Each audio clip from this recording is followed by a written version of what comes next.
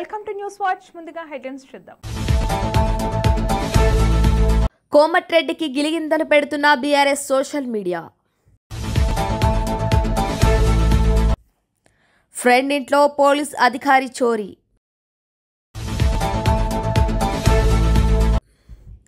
అజరుద్దీన్ కు మంత్రి పదవి కోడ్ ఉల్లంఘనే. అకాల వర్షం అన్నదాతకు అపార నష్టం. పోలీస్ అమరవీరుల స్ఫూర్తితో సైకిల్ ర్యాలీ, ఆరోగ్యానికి సేవకు చిహ్నంగా ముందడుగు. జిల్లా ఎస్పీ డాక్టర్ వినీత్ ఐపీఎస్.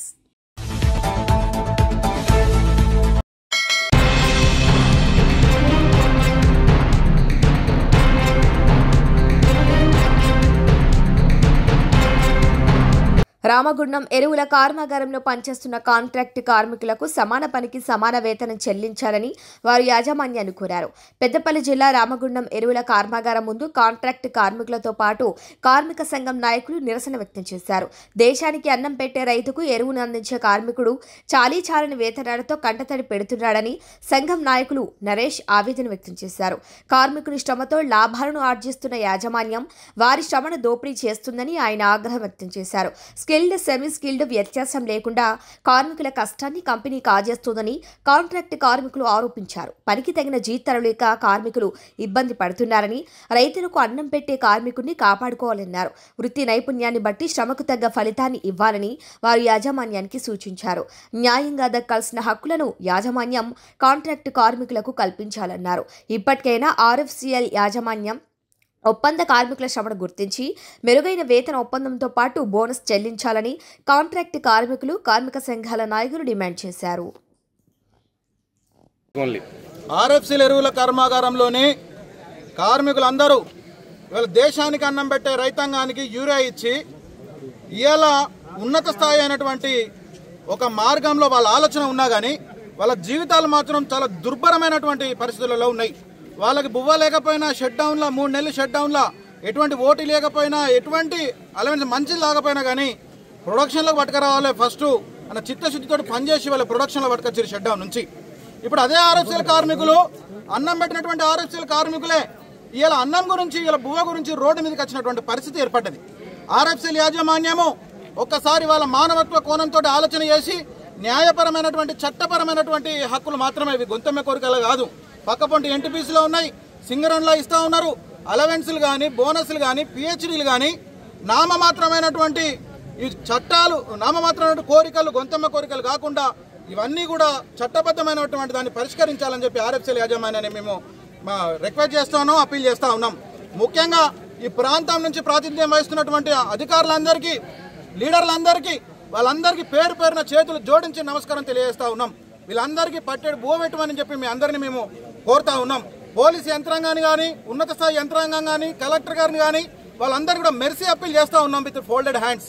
వీళ్ళందరూ కూడా ఆకలి దప్పులతోటి, ఇవాళ కడుపు మంటలతోటి ఇలా బాధపడుతూ, ఇలా ఒక్కొక్కరేమో తిండికేమో వాళ్ళు పర్మనెంట్ వర్కర్స్, వాళ్ళ మీద ఆఫీసర్స్ వర్కర్ మీద మాకు ఎటువంటి వ్యతిరేకత లేదు. కంపెనీ లాభాలు లేనప్పుడు లక్షల రూపాయలు వాళ్ళ అకౌంట్లో వేసుకున్నారు కదా, సైన్ పవర్ తోటి బోనస్ల పేరు మీద 1000 రూపాయల విలువైనటువంటి గిఫ్ట్ హ్యాంపర్స్ వాడుకున్నారు కదా, పెద్ద పెద్ద స్వీట్ బాక్సులు వాళ్ళు తిన్నారు కదా. మేము ఏ రోజన్నా మీరు తిన్నారు కానీ మాకు ఇయ్యలేదన్నామా? మాకు కూడా కడుపు ఉంటుందయ్యా, మాకు కూడా భార్య పిల్లలు ఉన్నారు. మేము ఇంటికి పోతే మాకు పొయ్యి కిందకి పొయ్యి మీదకి ఏం లేనటువంటి సందర్భం ఉన్నది. కాబట్టి మానవత్వ దృక్పథంతో ఆలోచన చేసి మా అందరికీ న్యాయపరమైనటువంటి, మేము కష్టపడ్డటువంటి జీతం పైసలే ఇవ్వాలని చెప్పి మీ అందరికీ కూడా మీడియా ముఖంగా మరి ఒకసారి మెరిసి అప్పీల్ చేస్తా ఉన్నాం, నమస్కారం తెలియజేస్తా ఉన్నాం. మేనేజ్మెంట్కి నమస్కారం. చిన్న రిక్వెస్ట్, మేము కష్టపడ్డ దానికోసమే, నేను ఫలితం కోసమే అడుగుతున్నాం కానీ నేను చెయ్యని కష్టం అయితే మేము అడగట్లేము. ఇది మమ్మల్ని చూసుకుంటేనే మీకు కూడా ఫ్యాక్టరీ మంచిగా నడుస్తుంది, ఈ రైతులు బాగుంటారు, అందరు బాగుంటారు. దీనివల్ల మాకు కూడా ఉపాధి కలుస్తుంది, మాకు కూడా ఒక కుటుంబం బతుకుతుందంటే మీ మీదనే ఈ ఫ్యాక్టరీ ఉన్నదంటే ఒక కుటుంబం ఆధారపడి ఉన్నదని మీకు కూడా మేజర్మెంట్ ఆలోచించుకోవాలి. ఇలా వేరే కుట్ర కులార్తల్లో ఏమూ లేవు. ఇలా సపోర్ట్ చేయడానికి మా కుటుంబాలు అన్ని ఇట్లా రోడ్డు మీద పడుతున్నాయని ఒక నరేష్ అన్న నేనున్నా అని వచ్చిండు. అన్నకు ఫస్ట్ నమస్కారము. ఈ మేజర్మెంట్ దీని గురించి ఆలోచించి మాకు ఒక నిర్ణయం తీసుకొని, మేము సార్లు వాళ్ళు చెప్పింది మేము చేస్తున్నాం కానీ మా ఇంటి కుటుంబాలు, మా భవిష్యత్తు, నేను 12,000 13,000 వస్తే ఒక కుటుంబం ఒక నెలకు ఏమొస్తే కిరాయి, పిల్లల చదువులు, బట్టలు ఇవన్నీ వెళ్ళాలంటే ఒక కుటుంబం బతకలేకపోతుంది. ఆత్మహత్యలు చేసుకుంటున్నారు రైతులు చేసుకున్నట్టు ఇప్పుడు నెలకు 12,000 జీతం చేసుకొని బతికి చచ్చిపోతున్నారు. అట్లా మేమేం అనట్లేము, మేజర్మెంట్ కొంచెం మాకు రిక్వెస్ట్ గానే అడుగుతున్నాం. మేమేం చేయాలని నేను అనగట్లేము. తెల్లారితే మళ్ళీ అందరం కలిసిపోతాం. కాకపోతే దయచేసి వేరే తప్పుగా ఆలోచించకండి. మాకు కావాల్సిన డిమాండ్సే మేము అడుగుతున్నాం, చేయగలరు. అల్వేస్ బోనస్ రావట్లేదు. అల్వేస్ బోనస్ మాకు కావాలి. ప్లస్ మాకు స్కిల్డ్ అన్స్కిల్డ్ దానికి పెంపుడు కావాలి. సెమీ స్కిల్డ్కి స్కిల్డ్ చేయాలి, అన్స్కిల్డ్కి సెమీ స్కిల్డ్ చేయాలి. ఇది మాది. ప్లస్ మాకు కొన్ని పరిస్థితి వలన కొన్ని ప్రాబ్లమ్స్ వల్ల ఏమవుతుందంటే బండ్లు లోపలికి రాణిస్తలేరు, మాకు మొబైల్స్ మాట్లాడిస్తలేరు, లోపలికి కూడా ఎంట్రీ ఇస్తలేరు. దానివల్ల మాకు బయట వచ్చే ప్రాబ్లమ్స్ మాకు తెలియలేకపోతున్నాయి. కాబట్టి మాకు ఫోన్ కావాలి, మొబైల్ పర్మిషన్ కావాలంటున్నాం. ప్లస్ మాకు ముఖ్యంగా అల్వేస్ కావాలి. మా జీతాలు మాకు సరిపోతలేవు. మరి మాకు పిఎఫ్ అనేది ఏ రకంగా కడతారనేది కూడా సరిగ్గా తెలుస్తలేదు. రెండోది ఓటీలు లిమిట్ అంటారు. ఆ లిమిట్ కూడా ఇవ్వరు. ఇయర్కి 50 గంటలు ఓటీ అంట. మరి అది ఎవరికి ఇస్తారో ఇయర్కి 50 గంటలు తెలుస్తలేదు. అది ఒకటి తెలియాలి మాకు. ప్రజెంట్ మాకు డ్యూటీ చేయంగా దానికి కావాల్సిన పిఎఫ్ కానీ అల్వేస్ అనేది బోనస్ అల్వేస్ ఉల్టా చూపెడతారు తప్ప మాకు క్లియర్గా చూపెడతలేరు. పే స్లిప్ సరిగ్గా ఇస్తలేరు. మాకు కావాల్సింది అంటే పే స్లిప్ మంత్లీ కావాలి, అల్వేన్స్ బోనస్ ప్లస్ స్కిల్డ్ ఇవి కావాలి మాకు. ఇది మా షరతు.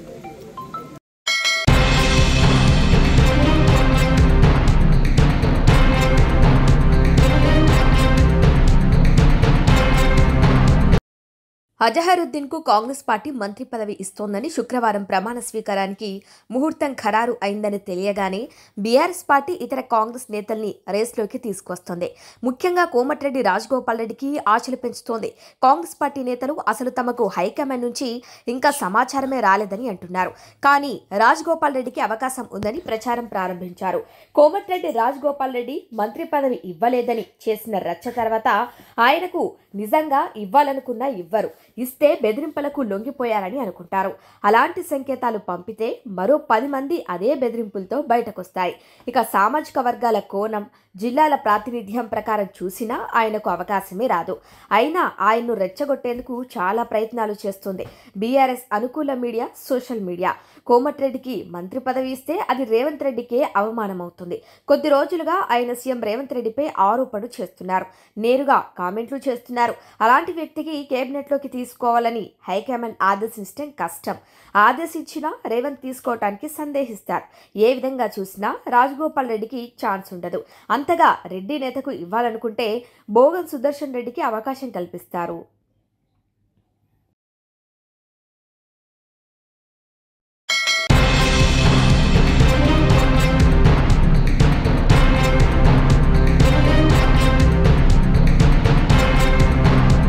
నిర్మల్ జిల్లాలో కురుస్తున్న అకాల వర్షానికి అపార నష్టం వాటిల్లుతుందని రైతులు ఆవేదన వ్యక్తం చేస్తున్నారు. చేతికొచ్చిన పంట వర్షార్పణం కావడంతో పెట్టిన పెట్టుబడి సైతం రాని పరిస్థితి దాపరించిందని రైతులు ఆందోళన చెందుతున్నారు. వరి కోతకు వచ్చిన సమయంలో వర్షం కారణంగా నేల కొరవటంతో పంట పూర్తిగా నష్టపోయిందని, అలాగే మొక్కజొన్న పంటకు మొలకలొచ్చి పూర్తిగా తడిసిపోయిందన్నారు. ఈ పరిస్థితిని ప్రభుత్వం, వ్యవసాయ శాఖ అధికారులు దృష్టిలో ఉంచుకొని రైతులకు తగిన న్యాయం చేసేలా పంట నష్టపరిహారాన్ని అందించేలా చూడాలని వేడుకుంటున్నారు.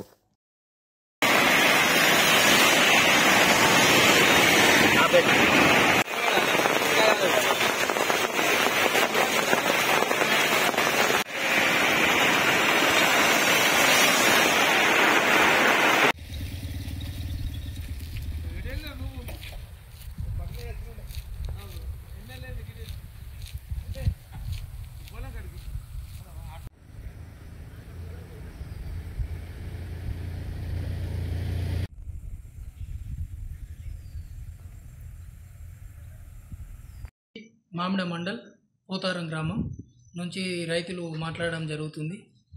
ఈ వర్షాల వల్ల చాలా ఇబ్బందులకు గురవుతున్నాము.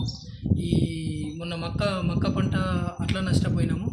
ఈ అనుకోకుండా రావడం వల్ల వర్షాలు ఇప్పుడు వరి చేతకు వచ్చింది. ఈ హరిధాన్యం కూడా నాని మొత్తము వరదల మొత్తం అంగడం జరుగుతుంది. ఈ వరిధాన్యం కూడా ఖరాబ్ అవుతుంది. అట్లా మక్క పంట నష్టపోయినాం. ఇప్పుడు హరిధాన్యం కూడా నష్టపోవడం జరుగుతుంది. ఎలాగైనా ప్రభుత్వం వాళ్ళని ఆదుకోవాలని విన్నపం చేస్తున్నాం రైతులం.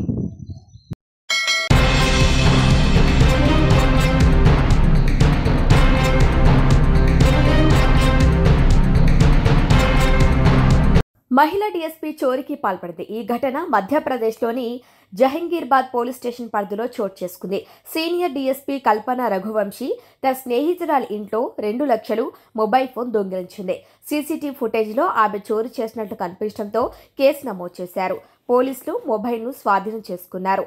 ఇక 2 లక్షల రూపాయలు ఇంకా లభ్యం కాలేదు. నిందితురాలు పరారీలో ఉన్నారు.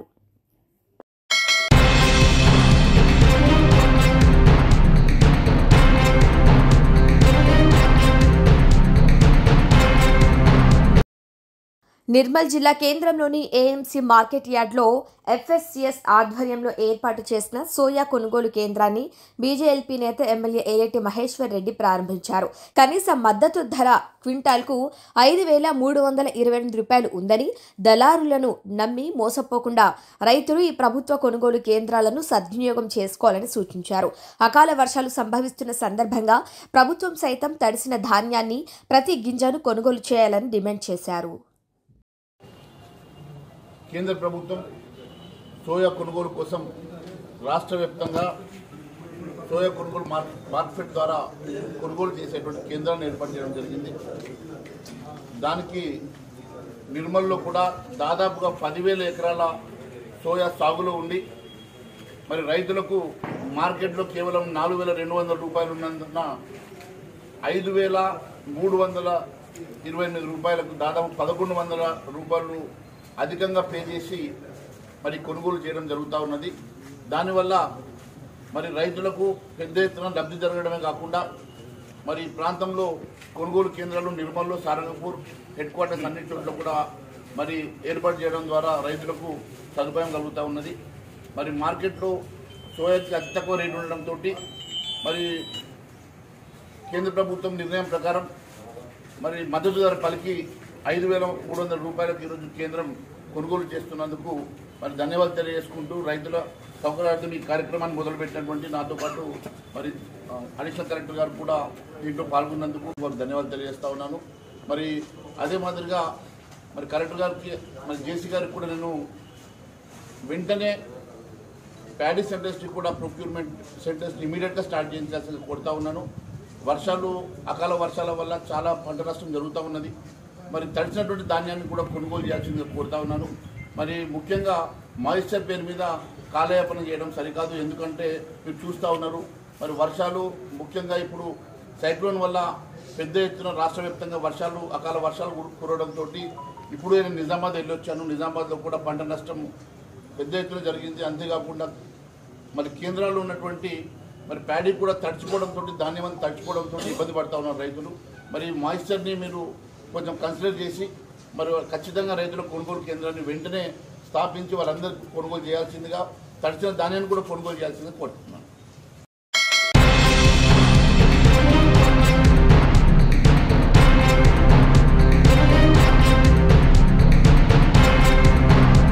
హుజురాబాద్ పట్టణంలో పోలీస్ అమరవీరుల వారోత్సవాల్లో భాగంగా స్థానిక క్లబ్లో రక్తదాన శిబిరం ఏర్పాటు చేశారు పోలీసులు.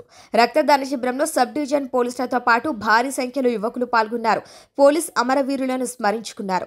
రక్తదానం ద్వారా ఇచ్చిన రక్తం పేదలకు ఉపయోగపడుతుందని అన్నారు ఏసీపీ మాధవి.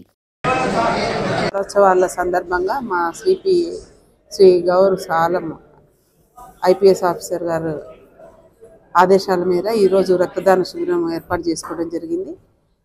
ఈ రక్తదాన శిబిరంలో మన sub division wise Huzurabad sub division అధికారులు అందరూ కూడా పార్టిసిపేట్ చేశారు. వారి యొక్క మండలాల నుంచి కూడా ప్రతి ఒక్కళ్ళు కూడా వారి యొక్క సపోర్ట్ మాకు ఇస్తూ ఈరోజు రక్తదానం చేయడానికి వచ్చారు. మేము ప్లాన్ చేసింది 150 యూనిట్స్ ఈరోజు మేము ప్రభుత్వ బ్లడ్ బ్యాంక్కి ఇవ్వడానికి మేము ప్లాన్ చేసాము. అట్లాగే ప్రభుత్వ వాళ్ళు వచ్చి ఈరోజు కరీంనగర్ నుంచి మరియు హుజురాబాద్ ప్రభుత్వ ఆసుపత్రి నుంచి సిబ్బంది వచ్చి బ్లడ్ని కలెక్ట్ చేసుకోవడం జరుగుతుంది. ఇందులో పార్టిసిపేట్ చేయడానికి విచ్చేసినటువంటి ప్రతి ఒక్కరికి మరియు రక్తదానం చేసిన ప్రతి ఒక్కరికి నా శాఖ తరఫు నుంచి మరియు నా తరఫు నుంచి కూడా కృతజ్ఞత తెలియజేస్తూ ముగిస్తాను. Thank you. సో మనిషి ప్రాణానికి ఫస్ట్ మనకు కావాల్సింది రక్తం. ఈ యాక్సిడెంట్స్లో భాగంగా మేము ముఖ్యంగా ప్రభుత్వ బ్లడ్ బ్యాంక్ని ఎన్నుకోవడానికి కారణం కూడా అక్కడ అందరూ కూడా బిలో పావర్టీ లైన్ వారు గవర్నమెంట్ హాస్పిటల్కి వెళ్తారు. రక్తం కావాలంటే బయటికి వెళ్ళి కొనుక్కోవాలంటే ఒక యూనిట్ కాస్ట్ వచ్చి 1,500 నుంచి 750 నుంచి 1,500 బ్లడ్ బ్యాంక్లో దొరుకుతుంది. వాళ్ళు పెట్టుకోలేని పరిస్థితులు ఉంటారు. మెయిన్ ఈ రోజుల్లో యాక్సిడెంట్స్లో ఇమీడియట్గా తర్వాత ఉమెన్ డెలివరీస్ అప్పుడు బ్లడ్ ఎక్కించాల్సిన పరిస్థితి ఉంటాయి. వాళ్ళందరికీ మా యొక్క సహకారం ఉండాలి, మనందరి సహకారం ఉండాలని భావించి ప్రభుత్వ బ్లడ్ బ్యాంక్కి మేము ఇవ్వటం జరుగుతుంది. Thank you.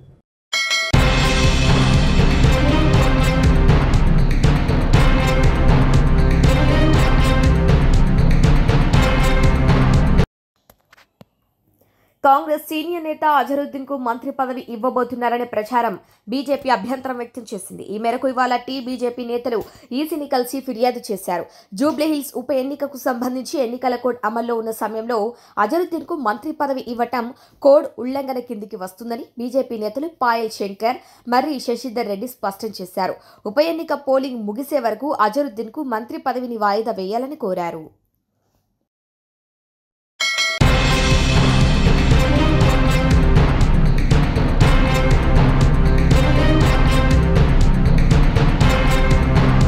పోలీస్ అమరవీరుల సంస్మరణ వారోత్సవాల్లో భాగంగా నారాయణపేట జిల్లా పోలీస్ శాఖ ఆధ్వర్యంలో సైకిల్ ర్యాలీని ఘనంగా నిర్వహించారు. ఈ కార్యక్రమంలో జిల్లా ఎస్పీ డాక్టర్ వినీత్ ఐపీఎస్ పచ్చజెండా ఊపి ర్యాలీని ప్రారంభించారు. జిల్లా పోలీస్ పరేడ్ మైదానం నుండి ప్రారంభమైన ఈ ర్యాలీ సవాస్కర్ చౌరస్తా, సత్యనారాయణ చౌరస్తా, అంబేద్కర్ చౌరస్తా మీదుగా సాగి చివరగా ఎస్పీ కార్యాలయం వద్ద ముగిసింది. ఈ సందర్భంగా ఎస్పీ, యువత, విద్యార్థులు, చిన్నారులు, పోలీసులు ప్రజలతో కలిసి సైక్లింగ్ చేస్తూ జోహార్ పోలీస్ అమరవీరులకు జోహార్ జోహార్ అంటూ నినాదాలు ర్యాలీ నిర్వహించడం జరిగింది. ఈ సందర్భంగా ఎస్పీ మాట్లాడుతూ ప్రతిరోజు సైక్లింగ్ చేయటం వలన శరీర దృఢత్వం పెరగటమే కాకుండా మనసుకు ఉత్తేజం లభిస్తుందని, ఆరోగ్యంగా ఉంటే విధుల్లో మరింత సమర్థతతో రాణించవచ్చని తెలిపారు. పోలీస్ అమరవీరులను స్మరించుకుంటూ పెద్ద ఎత్తున కార్యక్రమం నిర్వహించారు. ఈ కార్యక్రమంలో డీఎస్పీ, సిఐ, ఎస్ఐ, విద్యార్థులు పాల్గొన్నారు.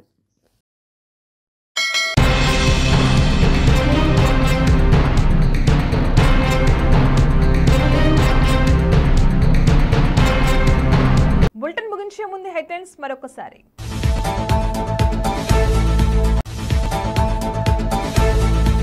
కోమటిరెడ్డికి గిలిగింతలు పెడుతున్న బీఆర్ఎస్ సోషల్ మీడియా.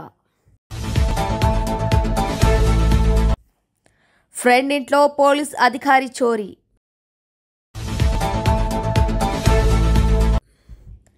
అజరుద్దీన్ కు మంత్రి పదవి కోడ్ ఉల్లంఘనే. అకాల వర్షం అన్నదాతకు అపార నష్టం.